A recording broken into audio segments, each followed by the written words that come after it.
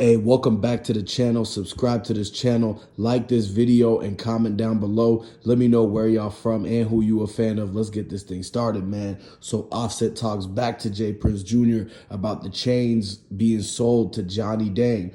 One thing y'all got to understand is that as soon as the whole QC was sold and transferred ownership into a whole nother company, they could liquidate all the assets. They could liquidate everything and sell it all and get all their money back from buying it, basically. And so what happened is that they sold it for a wholesale lowball offer. One thing y'all got to understand is that how could they sell QC when Lil Baby was signed to it? And they really try to get everybody to sign something saying that they won't talk about it. But Offset didn't want to do that because he has a lot to say to jprince and Junior and the whole entire camp from QC and our mob ties. Really from Atlanta to Houston, he's going on a whole campaign where he's about to be letting everybody know what's really up with him and what he feels like about all the situations that's been going around, revolving around whether it's Takeoff, whether it's the whole thing about Quavo, or whether it's about him and Cardi B and they new whole business and team where they teamed up with the McDonald's commercials.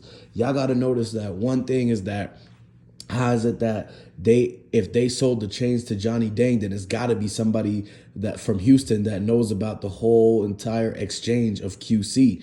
A lot of people saying that it was a whole company out of town that bought it. But one thing y'all got to know is that you could have connections from people from all over the world. So just because some other company from another place bought it don't mean that they don't know nobody in Houston. So when Johnny Dang got the chains and everything, and what they think about doing is probably melted. You know how the protocol goes when the chains come in and somebody, they sell it to the jewelry shop. The jewelry shop is going to melt it down, remove the gold from the diamond, separate both of them. And then what they're going to do is just put it all into one big gold brick and sell the diamonds all off to a person who collects minerals and stones and stuff like cash for gold.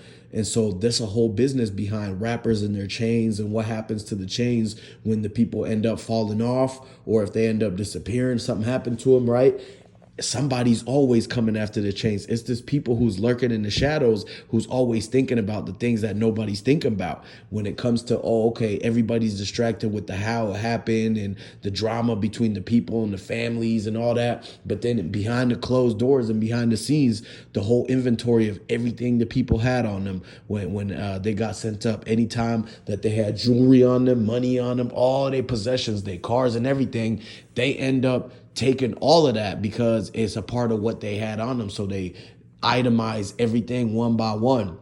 And what you got to understand is that when nobody comes to claim it, or maybe they might have a couple things where they never even mentioned that they had that. And so that's where the finesse goes, is that they can now take that from the whole QC situation, from it being sold. They could take Quavo's chain, Offset's chain, Takeoff chain, and sell it all to places like, for example, Johnny Dang and whatnot, and then they get a whole thing on it. Everybody's basically knows everybody in that whole situation. You can't just and how is it that nobody is saying nothing about how QC got sold and Lil Baby is signed to them? So now somebody else owned Lil Baby stuff. Somebody else is paying Lil Baby. That's the thing, is that the Lil Baby interview with his manager that I did, he told me that they basically is like, they can't really say nothing about it because they already said that they was not going to mention it to nobody because they got their own separate deal.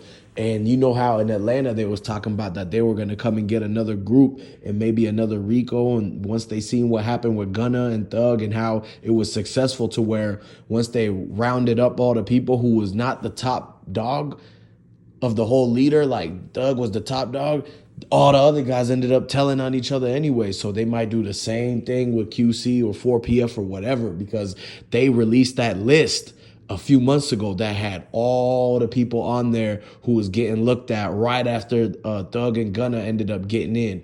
And so once they got swooped up and the feds swept Atlanta, they released a list and the DA said that she was going to come and get a second group. And so now people connecting the dots in the streets is talking. What people are saying and what we're hearing is that maybe that's why that they had to sell QC, was because they didn't want them to have the QC business, the real business, tied in with anything that's happening with the streets or one of their peoples who they have signed or the artist. if they did something, it's all going to come back to QC anyways. So what they did was they quickly fire saled it, sold it at a discount, because they probably plan on buying it back or getting in partnership with the company, but they got to let this stuff pass first. They have to lay low. They basically talked to their peoples, and they told them, hey, look, lay low for a minute. Don't do nothing. Don't be stepping out too much and being in the limelight. Basically, they told them to just sit under the radar and chill back until this whole thing passes by, and that they gonna try to figure out a way to keep them from not getting in any type of trouble in case they were ones who they interested in after coming up with a whole nother group that they gonna take down like they did with Gunna and them. And so basically, that's why they try to separate everything. And now Lil Baby's been kind of quiet. He's been doing his own thing. You haven't really seen Lil Baby around the QC guys. He used to hang around the QC guys. Remember when he dropped Freestyle? He was around all them QC guys, but now it's just been him and Sid, to where they not really going back and being with Coach K and Pierre, because they know Coach K and Pierre was trying to work a thing to sell QC and try to keep this whole issue that happened between jprince and all them, because remember that the QC owners was going back and forth with Mob Ties owners and jprince and Rap-A-Lot and Junior and all them.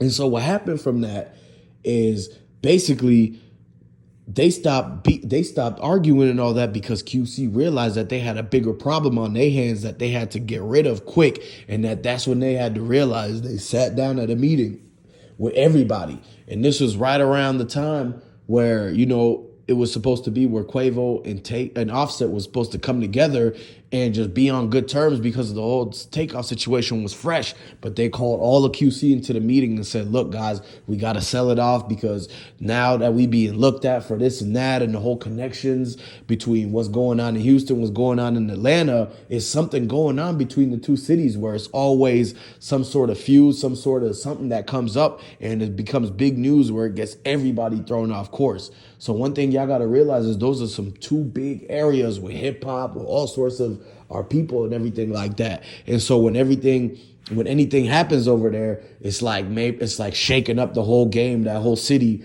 and it's making everybody destable and whatnot, and just kind of on edge and not thinking right. And so what you guys got to understand is stay sharp in the head, do the right things. You got to make sure that you on the path and not get thrown off, because a lot of times there's always going to be these other things that where in life is going to throw you off course. And what you got to do is basically get back on course. And it's always about how you respond. So now people looking into the situation closely, the lessons you got to take away from this is basically always keep your nose clean.